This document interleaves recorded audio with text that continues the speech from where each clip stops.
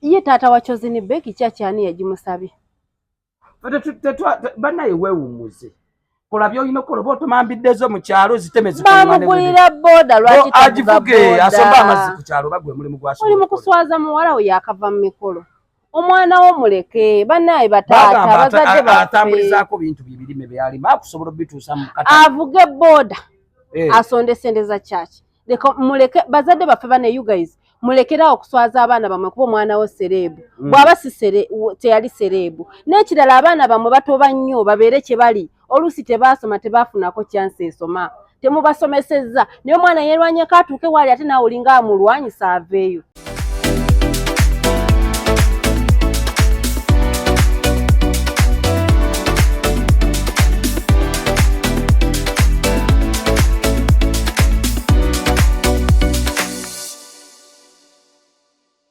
Tubanuliza ku mukutu gwaffe ogwa Life Experience Uganda. Tusinzidde wano ku Silverback kafo kalungi kali ku Salama Road wano. Kabane pizza. Lutera kuba lunaku ki Ashanaba? Lutera kuba lunaku lwa Monday. Lutera kuba lunaku lwa Monday. Buy one get one. Oguleemu n'okola ki? N'ofuna bbiri ate netuzibane nate ewooma. Ne CEO Gilbert abatakuwadde buwi. Abakuwadde buwi mitwalo 3 kitundu ntono. Ne nyina ngamba yagula no pizza ewooma. Ewooma ate Ashanaba pizza Silverback. Yolota n'okulota mu buliri nga nkubuzza no ngamba mbundira pizza. Nga bade tubabuzaako abatulaba mu bitundu ebyenjawulo abatulabira Uganda abatulabira diaspora Prince Jaina mikwano je nyine emikwano banaye bagala kufa banaye mwe abantu abo babeererawo ya mwe bale kutwagala ate munaye nawe webale kubeera ngo kwasaganya emirimu gino ejja TikTok olaba simanyi Prince ani yamuwadde bwongo na magezi sebo kati yaguddewo bakibiina tukiyite ekibiina tukiyite ki era yeetaaga omukyala yeetaaga omusajja ali serious nonya ku Prince William official ku TikTok aberenga kwasaganya mu nsonga ezo zitusumbuira abaana bafunye bannaabwe oli yangubira bagwawo lwa buwoomi waliwo yanga Prince yankubira simu ndi Kampala uminettu akolera bulenga wainawo like atunde enkoko ayokya enkoko akola byonna nga bw'obimanyi ebisula bulingo bwakola mandi awo nga tankubira essimu omuntu ali mu tamuko anebaza okubanga anti gwe muko wagaba soko ofune ettwe ate nnyina byentegese singa ebintu bitambula amanya n'eddoboozi za Sha nava namatovu era ng'okubaweereza tusinzira no ku Silverback ekifo kiri ku Salama Road gwe no munnange eyeetaaze ebyokulya n'ebyokunywa banoonyeeko ate nga tetugenda kulwayo eyo Prince tuba tuli awo yani Patrick Mukasa NTV akawungezi my crush bamututte yavudde ku lujja gwe alo you what my crush nawe bulijjo mokwano kakadde yabikoze mu biyongobero nagende 40 bano bampako yawe mwana wange ninyowe ne aboki mugwana gye yajja ekikyala kidolosi omukyala bamuyita Dorothy kaka naye mboko baludde bonna balina n'omwana bayidawe omusajja oyo yandibadde kirooto kya buli mukyala musajja alina engeri eddoboozi eryo simanyi bannange Patrick Mukasa NTV akawungezi Ashanaba okubamba obufaananyi nga nagambe Patrick Mukasa namatovu gwe nagambe Patrick oba lwakuba sakyaka obuzibu abasajja abo tebakyakala mune bannamawulire abo balaba sibasangako mu mabaala naye omusajja oyo mukakkamu nnyo by the way mukakkamu nnyo yakyaka nnyo ku Bukedde ekozi yagira Bukedde bwe yajjira awo yagiranga kino ekintu mukubye yoyo bazirwanaganye okategedde agamawulire netulinda amukubye ekisowaani kiki netulinda finally headline yakolanga headline za Bukedde ezo headline ezo zaali z'amaanyi balwanidde kimukyere nga ffenna tulinda tulabe kiki balwanidde ki muwogo Anyway, congra Mr. Patrick Mukasa from NTV. Era tukwagaliza okufumba obulungi naye bewalese Miranga tuli bayitirivu. Nawe bulijjo oli mwamu. My crush. Ebyaddala. Patrick tewandese bulungi. Tokaaba ngena. Awo no munayi nga tetugenze wala. Ante weekend badde ya masabu. Gambe masabu merere. Mani gadget nayenga. Naye wayi lwaki yanga mulo teyayitiddeko mu saaluni ne bamala omutereza bali rasta balinga bwe baze mu buliri ashale kano nterere nze ndi wamu n'abalasta nedda omurasta aba murasta kwabadde kukyala babadde bagenze kukyala mukyazi yagenzeyo nga bwe nasitukano nengendako ewammwe bantegeere then tweteketeke ndabe engeri gye ngenda okujjamu waliwo yagambe bwe yamwazise kanzu nga yabadde temutooka kati ndoza ngamba bapangisa ashagaba no ngamba nimanyi baby bachita tugenda kewa mami njagala omubuzeeko mu bazadde bange olwaleero lwa Sunday mami jali ne ba anka abavudde ebweru naffe tugende yeyawo akategedde awo n'okweteekateeka n'ogenda mu butongole naye bakulabeko then ne weesetting olaba tomanya ayinza okukola okukyala n'okwanjula n'embaga nga bwe yagambye yeeteeseteese tulinde ebijjanga naye bananga okufumbirwa serebu bananga bakabayimbi eryakitambuza balina emitima omuntu afumbirwa yanga muloman badman gadget oba w'amaanyi mukazi nkuwa ekitiibwa nga tukyali awo kuyanga mulo ate kawo natongo teyatute mwana ku mutima manya omwana yagwa mu bintu omwana yagwa mu famire togenda nnyo soko bideke mpozi eya mukyala SB4 bagiyita batya eri gye yakola eyasooka shower business shower eno babadde bagiyita batya boni shower kuba omwana bwe bamutute nalabye sente nga zoogera papa n'agamba lino ettu lyenkuwadde mwana wange njagala libeere times mmeka abasajja bakuwe abantu bakuwe omwana bamuwadde omukisa omwana nga bamwagaliza ani ankubira nga tuli ku state abaana bamuwadde omukisa kuba sponsor baffe betulina wano ng'akugamba kebera akamessage kaze mukwano n'amulaba edda oyo owaayi omwana nga ddala be bamusuuse bulala waliwo yagambye n'agamba bubeeramuko n'akasente mukamwana obeere mulungi businga abadde talina naye kati mbuza ani bosire mami naye bannaye mami yekibosire angambye naye nze mwagaliza birungi mukwano bwofuna akasente kofuna omuntu gw'owulira nti naye kyenamwagaddeko twakyogerako omukolo gye yakola decision entuufu mu budde bwe kiseera kyali kyekyo yali atambudde ngendo zonna zeyali atambudde n'asalawo Carol Nantongo by the way Carol Nantongo ekiseera kyasaliddewo nti kufumbirwa that's very good omanyi Prince byonna tubikola naye omukazi omufumbo obeera n'ekitiibwa gwomanyi emikolo gyagenda ofuna Carol Nantongo abayimbi bonnange balina eno mentality egamba mbu wonna afumbirwa sime bonna alaga omusajja nga nina omusajja biki bijinja kudiba onaatuusa awa ng'oyagala tulaga omuyimbi atannaba kufuna musajja kumuzaalira ajja kusigalayo mu liigi ye yekka waliwo ne gwe twali kati omuntu gwe nali manyi waneeno nga ye superstar Swag mama oyo ye yatuleka ku ttaka nali manyi superstar nange nali manyi Swag mama ne bwe yavaayo ne ngamba sesema ne ngamba kiki atandise okuyoya obuyembe era bw'obanga okyali eyo ng'oli muyimbi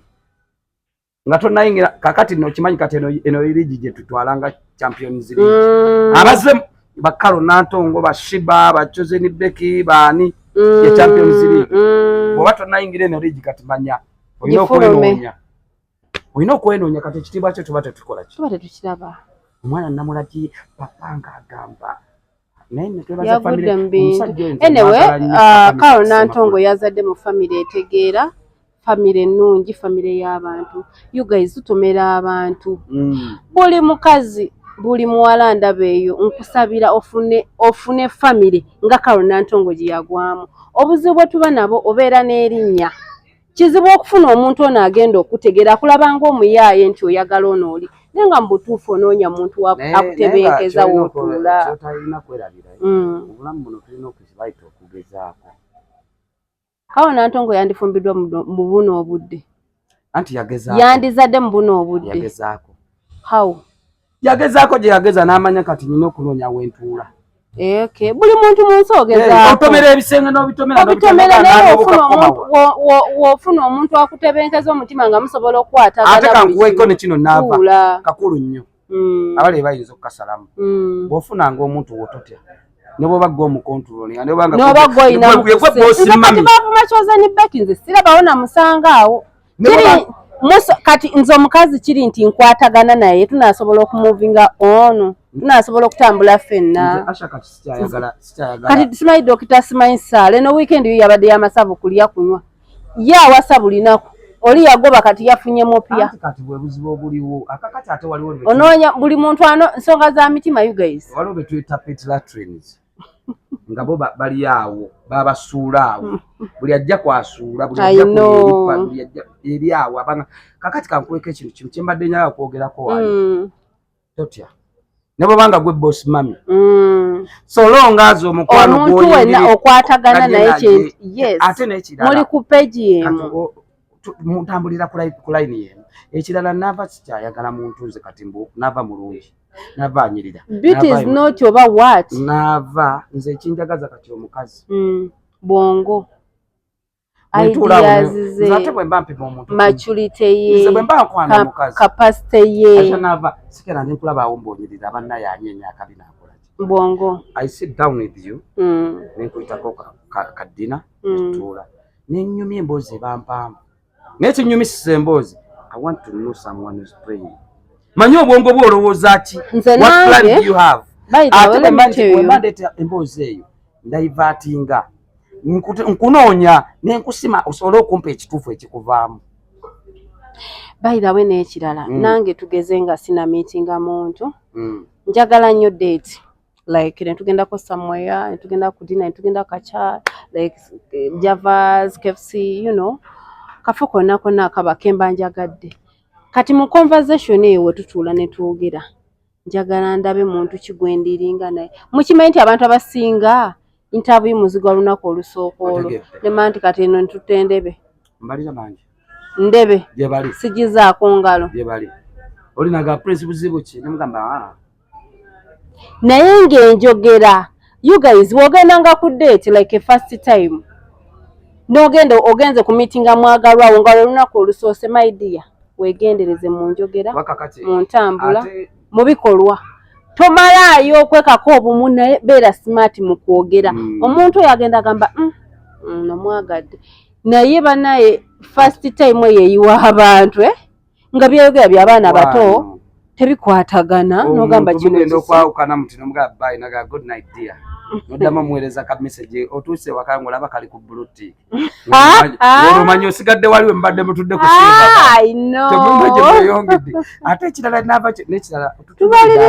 tumalirize emboozi abakyala abo njagala tumalirize abakyala abo bonna obalaba bonna be tutambuliddemu abasinga babadde mu mukwano ate baguluddemu okitegere bwe tugenda ku side awo tuli ewa Nantongo tugende ewa Chosen tugende ewa mami ono yakava mu mukolo gwenda banga akuba live ennaku zino nange wadde nyina abaana omusajja yanjagalanga bwendi nze sikyayogerera muntu kwata akalenziko kawembejje kasaka banga kakutegeera bwakalenzi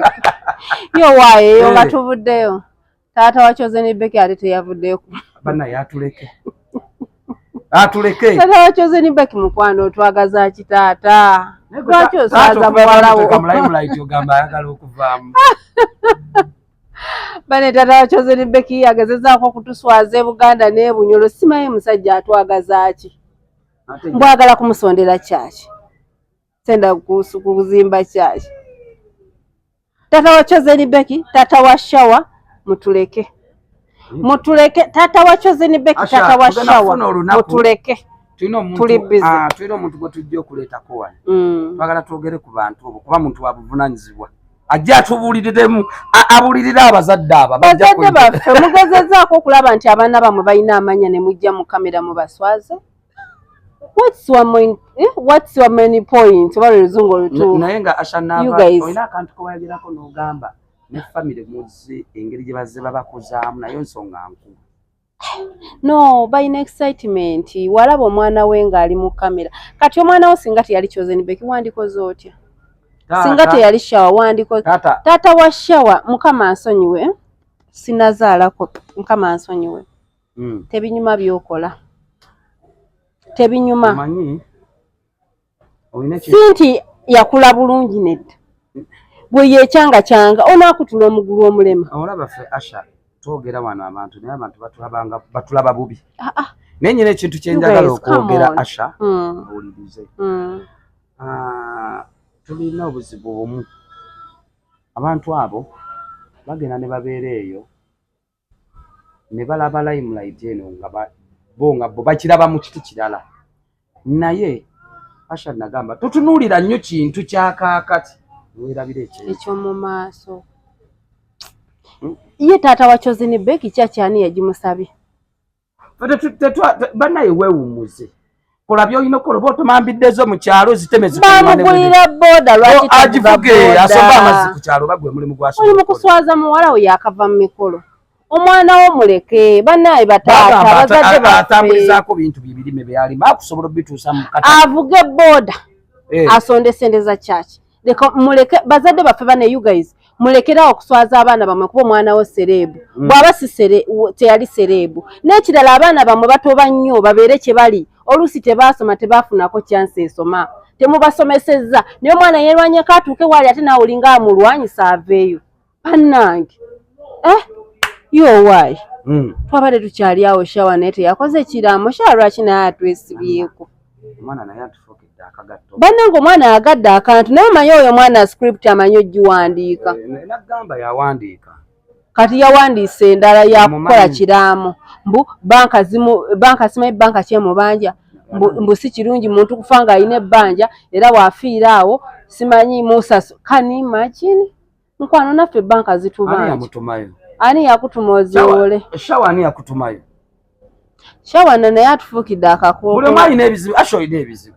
nange banka emangi nawe kubanja najjako ku media nendeekaana kabira abantu bizibu wali weewola nani you know weewole Shawa naye like atufuukidde akayinja mu ngato twesibaako taata wa twesibyeko naawe otwesibye ffe twabajja ebbombo muddeyo wagazi nnyo nayitayo juzi ndaba wakyaliwo ettaka awo ne mu tawuni wakyaliwo wasobola okuzimba muzimbe mukoleyo akaalo kammwe mufunze mutuggyeko eno engalo bannaye taata wa Shawa ne Shawa mutuggyeko engalo obwange bannaye tebinyuma naava nga tuvudde ku taata wa Shawa n'ekintu ekirala kyenjagala okubuulira abantu simanyi olwakuba minisita Balamu yavudde kuwa minisita of yaza kubwaki bamukyusiza yaze ku minisita sejijjukira bwenyi ministry gye bamutaddeko naye nga bamukyusizza abaleeta abaana mu limelight lwaki batumazeeko nnyo emirembe tetuboogera n'amannya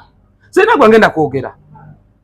naye kyenjagala okwogerako Asha bw'oba omanyi nga bannaffe tulina Asha abantu balina wano abaana abalungi naye oleese omwana wo ate yo media yogimanyi media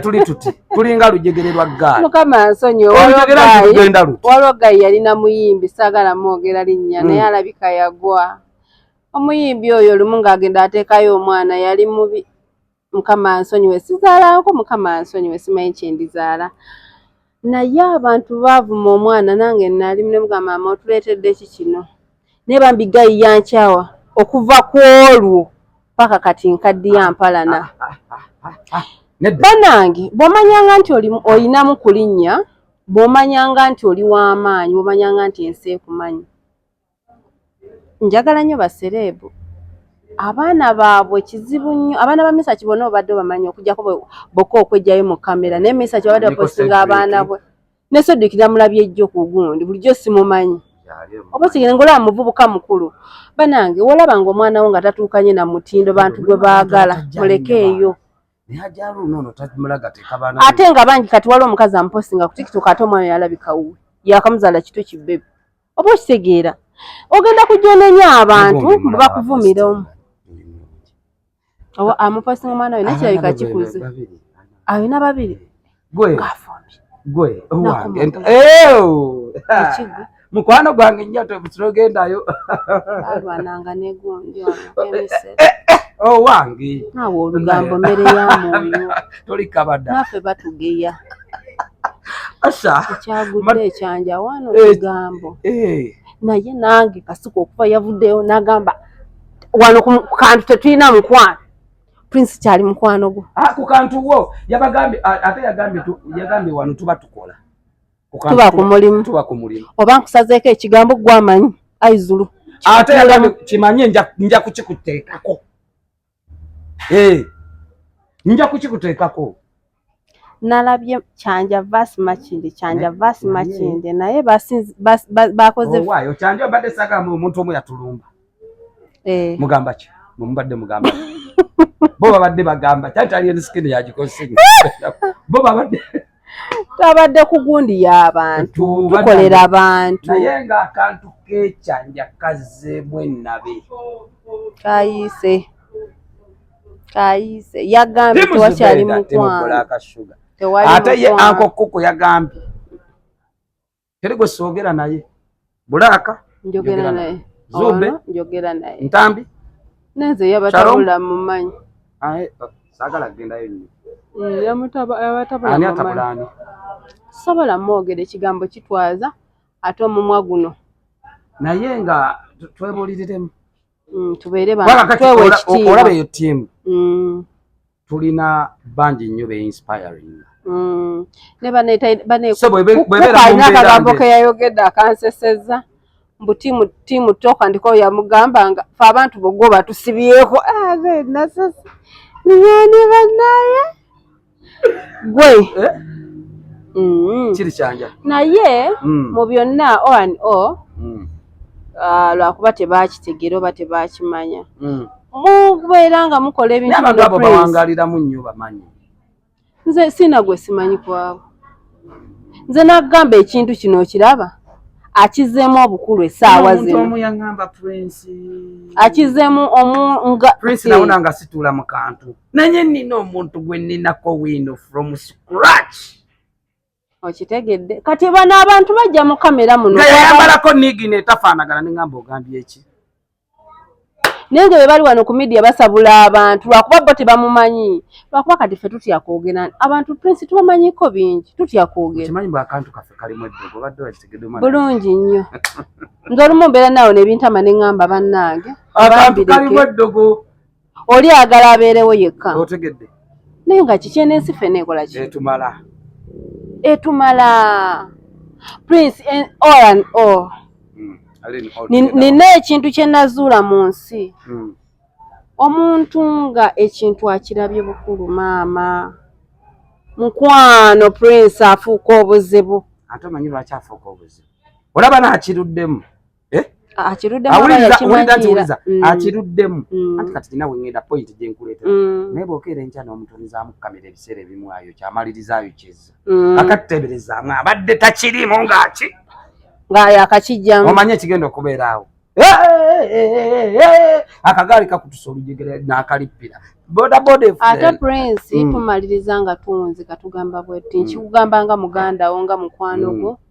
nava bwe ndikeeranga ku makya nga nina olutalo n'omuntu Yesu osobola okubeera ku saidi yange nze manyi omuntu abeera ku saidi yange osobola obeera ku saidi yange nonnwanira aziyo wa muntu muganda wo mukwano gwo we tukola akantu naye ensi eno ogiraba ojja kunnwanirira otuuka ate ekiseera oŋŋambe nti naava yali fake friend lwaki ku nsi eno tusobola okwerwanirira Prince ekimulumye kinnuma naate ogenda kyayibwa abantu ku lwange oba okitegeera ogenda kukyayibwa ku lwange abakuwaga bajja kwaga nze kye namala olaba mu nsi muno mulimu omuntu akuwaga naye nga baddaga nange yantamaatamadde oba okitegeera so tulina okwebuulira tufune engeri gye tukomako abantu abamu ate tetugezaako kulaba nti nwana nnyo okubeera mukwano gwa Prince tyanga nnyo omuntu alwana okubeera mukwano gwo weebuuze lwaki alwana abeere mukwano gwo kikyolina ekyenjawulo ku balala tya nnyo omuntu akola ki alwana okubeera mukwano gwo atakonokaŋŋambye nsonga nkulu weebuuza lwaki omanyi lwaki nze kyobalaba nti ne musijja okituti bw'akusanga ng'ongeya prince ki lyamu awusibire mu bbaayi mbozi tagyongerako ne bw'oba ofa tagyongerako mukwano gwo abeera mukwano gwo naye lwakuba kati emikwano gy'ennaku zino twaggwamu ensa tetukyali ba mukwano baddala era kyova olaba okufuna ogwa ddala si kyangu kati bwe mba nfunye mukwano gwange nga waddala kyova olangamba yes nze nayinako mukwano gwange nga tumalirizanga mukwano gwange nga muyita na muganda wange era nakati abasinga bamanyi muganda wange naye muganda we oba yali amuyita maama lwe yennyumeza who's she naggwamu amaanyi nempulira ennaku she nenkaaba neŋŋamba ogodi kunsi tekuli mikwano so abantu bye tukola twegendereze asanaba tubaliriza abantu nga tubagamba olwaleero press conference y'akazibu ekapo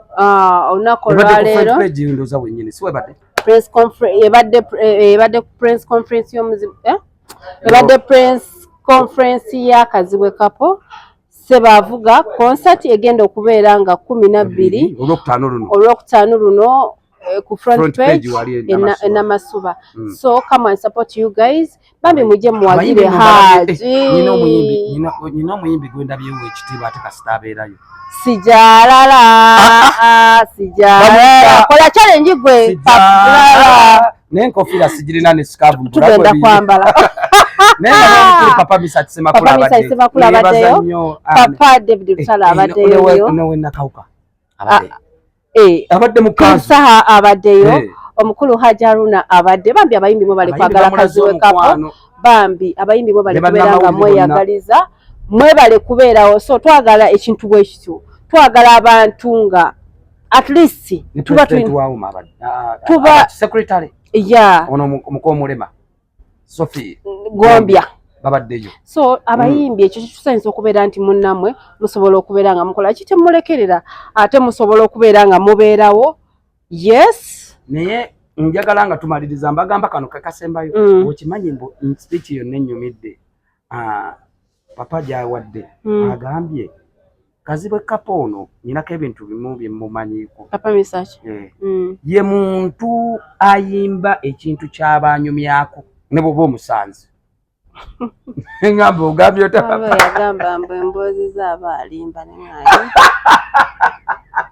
atubeere bulungi abantu lwaki tebasiibula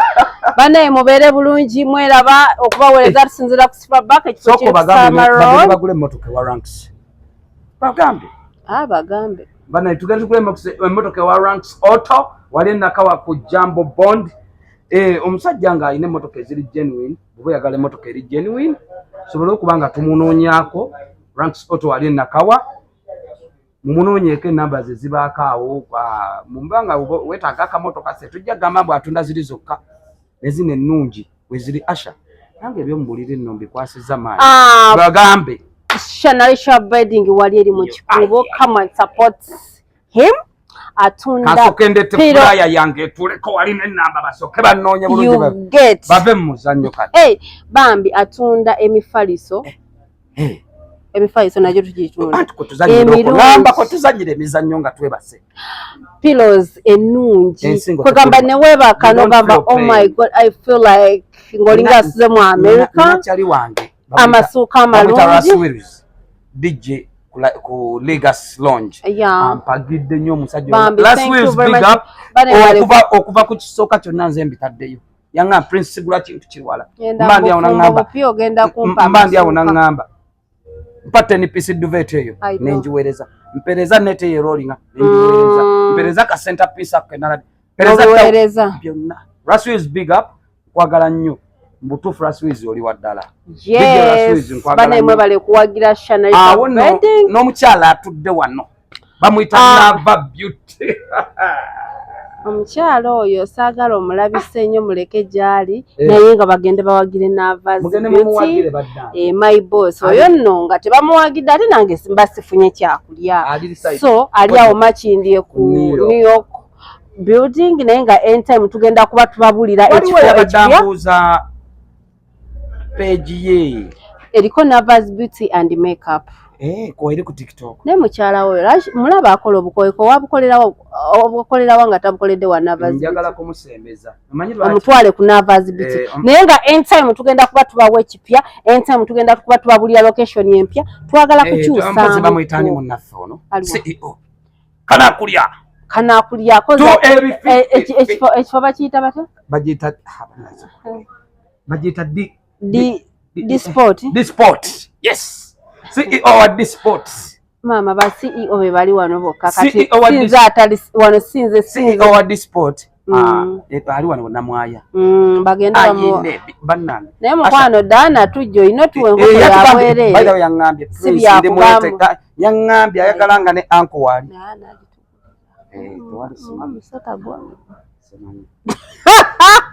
awamu ne munaffe MC Josh the Amplified King Chimanyi sheddako agenda kubakomya okuva mu US so naye abalina birthday abalina emikolo nga mwetaaga MC munoonye ku MC Josh the Amplified King by the occasions ezo kati right now waliwo bana aba Pepsi twagala kola na MC aba projects ez'amaanyi ab'emikolo temumuleka amanyi okwogera yes gwetaze MC nonya ku MC Josh by the ku TikTok akwesa Josh MC njagala tulange ne Sherry yakola nga December nga 11 olwo olunaku bannange muluteekeko amaaso MC Josh no